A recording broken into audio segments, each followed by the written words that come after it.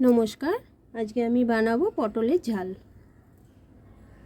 এই জন্য পটল নিয়েছি। পটলগুলোকে খোসা ছাড়িয়ে এই যে এইভাবে মাঝখান দিয়ে একটা ফালি, এদিক দিয়ে একটা ফালি, প্লাস টাইপের দুদিকেই করে নিয়েছি। আমি 9টা পটল নিয়েছি, চাইলে কেউ বেশিও করে নিতে পারবে। ফ্রাই প্যানটা গরম হয়ে গেছে, এখন আমি এর মধ্যে সরষের তেল দিয়ে দেবো পটলটা ভাজার জন্যে। সরষের তেল দিয়ে দিচ্ছি।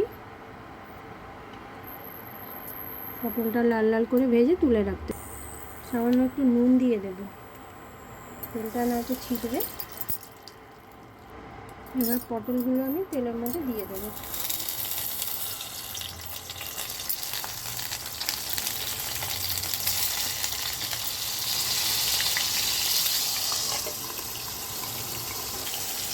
পটলগুলো ভাজা হয়ে গেছে, এবার আমি এটাকে তুলে নেব। এবার একটা মশলা তৈরি করতে হবে, এর জন্য আমি এই পোস্ত নিয়ে নিচ্ছি। পোস্ত 2 চামচে নিচ্ছি,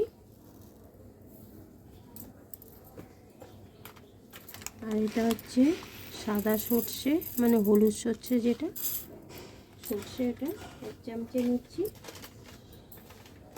আর এখানে কালো সর্ষে নেব,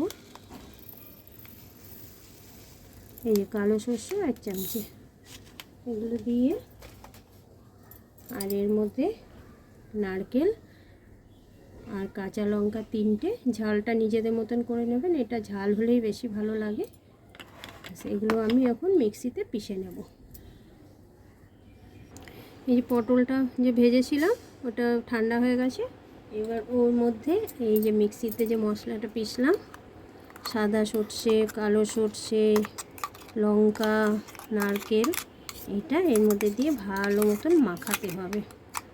মাখানোটা হাত দিয়েই করে নেবেন, তাহলে পুরো মশলাটা এর মধ্যে পটলের মধ্যে ভালো মতো ঢুকে যাবে। এবার এটা দিয়ে আমি ভালো মতো মাখিয়ে নিচ্ছি হাত দিয়ে। হাতটা আমার পরিষ্কার ধোয়া।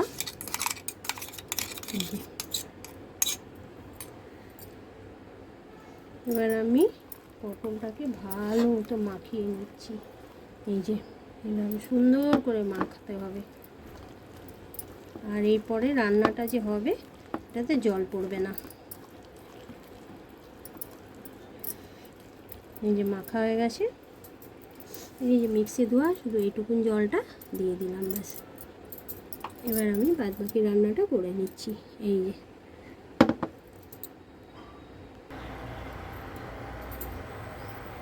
এটা গরম হয়ে গেছে, এর মধ্যে এই পটল ভাজার তেলে আমি রান্নাটা করবো, আর তেল দিতে হবে না। এটা কালো জিরেটা ফোড়ন দিয়ে দিচ্ছি। এবার এই মাখা পটলটা দিয়ে দেবো। এবার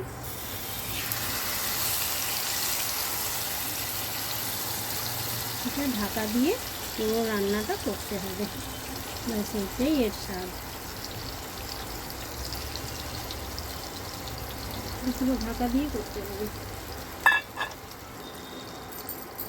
এর মধ্যে ফুটে যাচ্ছে, ভালো দেখতে কি সুন্দর লাগছে। এর মধ্যে রঙের জন্য হলুদ দিয়ে দেবো, হলুদটা মিলিয়ে দিই।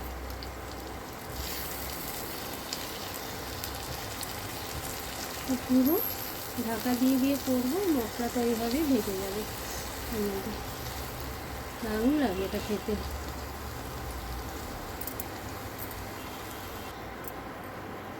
দেখুন কি সুন্দর লাগছে দেখতে, একদম শুকনো শুকনো হবে এটা। পটলটা আগে না ভেজে নিলে না একদম কেমন কচকচ করে, এই জন্য পটলটা ভেজে নিলে রান্নাটার স্বাদ আরও বেড়ে যায়। এর মধ্যে সামান্য একটু নুন দিতে হবে, নুনটা কম হয়েছে, নুন দিলাম।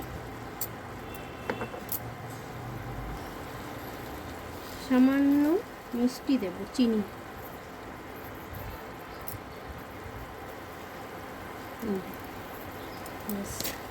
রান্নাটা কমপ্লিট হয়ে গেছে।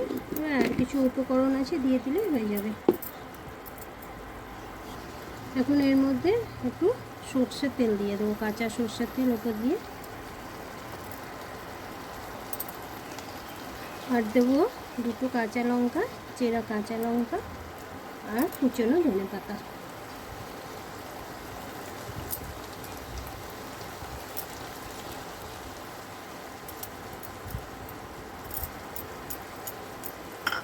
এবার রান্নাটা আমার পুরো কমপ্লিট। এবার আমি সার্ভ করে নেব। রান্নাটা কমপ্লিট, আমি সার্ভ করে নিচ্ছি। আর বৃষ্টিও শুরু হয়ে গেছে। বেশ গরম গরম ভাত দিয়ে এই রান্নাটা দারুণ দারুণ লাগে খেতে। ভাতের সাথে এটা বেশি ভালো লাগে। রুটি পরোটার সাথে যে ভালো লাগবে না সেটা না, কিন্তু ভাতের সাথে এটা দারুণ লাগে খেতে। এই যে আমার পটলের ঝাল রেডি। এটা গরম গরম ভাত দিয়ে অসাধারণ লাগে। ভিডিওটা ভালো লাগলে একটা লাইক করে দেবেন।